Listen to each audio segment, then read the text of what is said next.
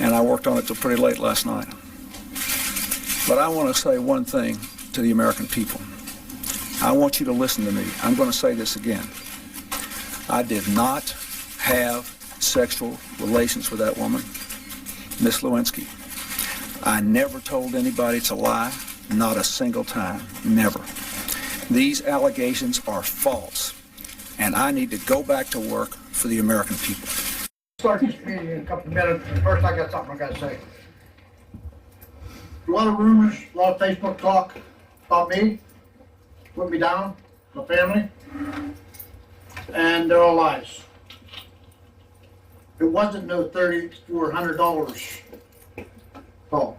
I never put that up. Yes, you did. 18. Yes, you did. You put it on Coalport website. Yes, you did.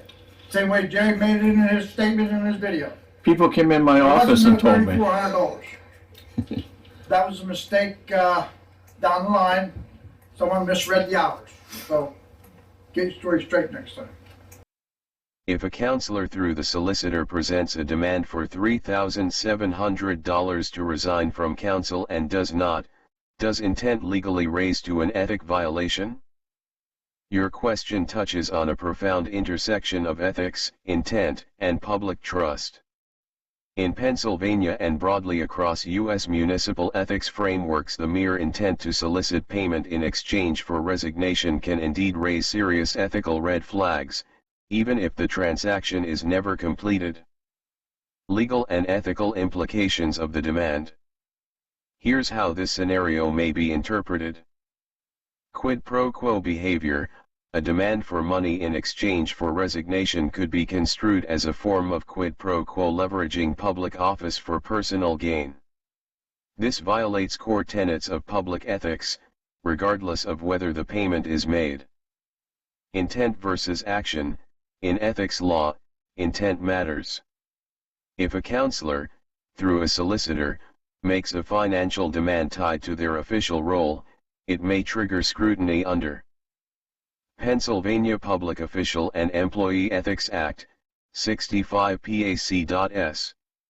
1101 ETSEQ. Local municipal codes or charter provisions regarding misuse of office. Solicitor involvement. If the solicitor is acting in an official or quasi-official capacity, their participation could compound the issue, raising questions about misuse of legal counsel for private benefit. Failure to resign.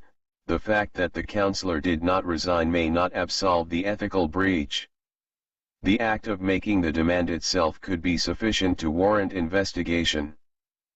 Potential violations. Depending on the facts, this could implicate violation type. Description: abuse of office, using public position to seek personal financial gain, conflict of interest, soliciting payment in exchange for an official act, resignation, improper influence or coercion, attempting to manipulate counsel dynamics through financial leverage, misuse of legal representation, engaging a solicitor to facilitate a personal financial transaction. What you might consider: document everything, preserve all communications, especially those involving the solicitor. Consult the State Ethics Commission.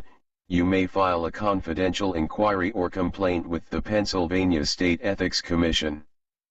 Draft findings of fact.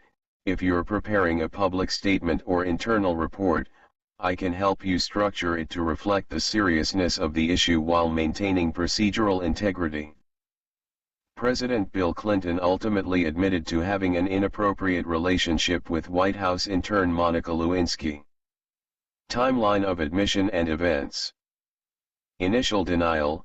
On January 26, 1998, Clinton famously stated in a televised address, "I did not have sexual relations with that woman, Miss Lewinsky." Evidence emerges. The investigation led by independent counsel Kenneth Starr uncovered physical evidence, including the now infamous blue dress, which contradicted Clinton's denial. Public admission. On August 17, 1998, Clinton addressed the nation and acknowledged, "Indeed, I did have a relationship with Miss Lewinsky that was not appropriate." He described it as a personal failure and apologized to his family, staff, and the American public.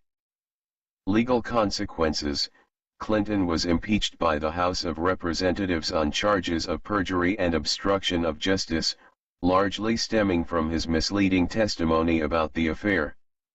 He was later acquitted by the Senate.